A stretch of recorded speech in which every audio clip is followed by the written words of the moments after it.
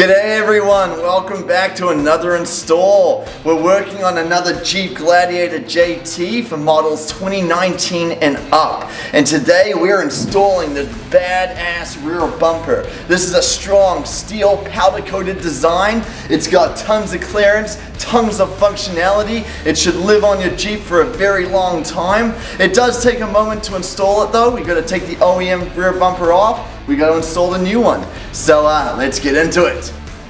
We start by detaching the two main bumper brackets directly behind the rear bumper as shown. Behind you'll find two bolts to remove on each side.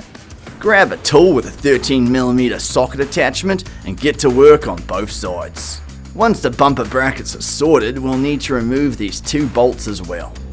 Before we do that though, we need to take a look at the back, where you'll find the bumper wiring harness that we'll need to remove to attach to the new rear bumper.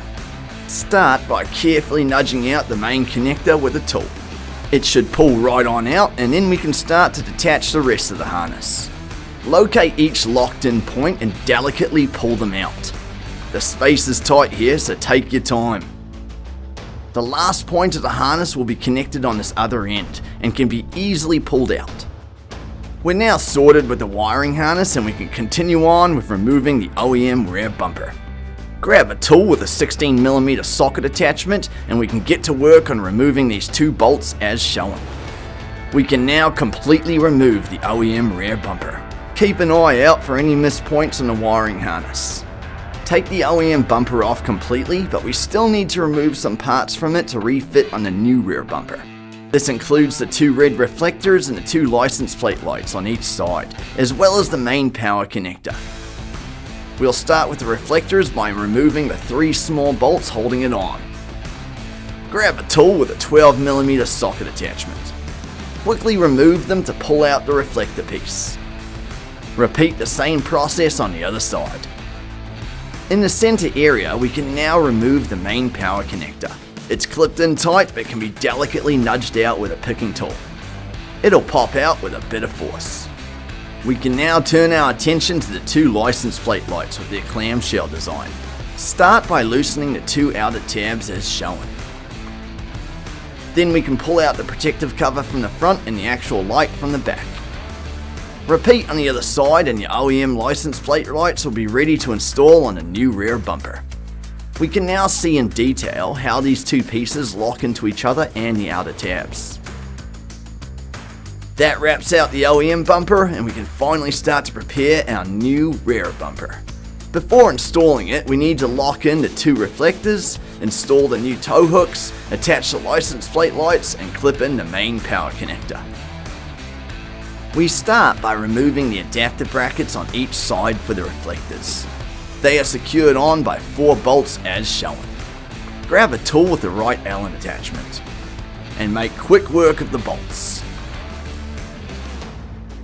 Then simply place the red reflector into the bracket and lock them in by securing the 3 points. Be sure to place the washers in for the strongest connection. Tighten them all down with a tool and we'll be ready to secure these 4 points onto the new rear bumper. Line it up, screw it in, and don't forget to tighten all the bolts. Then simply repeat on the other side and your reflectors are all set. Next up are the license plate lights on both sides. We include brackets to fit just the OEM bulb units. The bulbs clip in quickly and easily into the included brackets. Then all you have to do is secure the 2 bolts on each side, repeat with the other light and we'll be on to the easiest part for preparing the bumper. The main power connector will fit into this slot and lock in on its own with just a bit of force.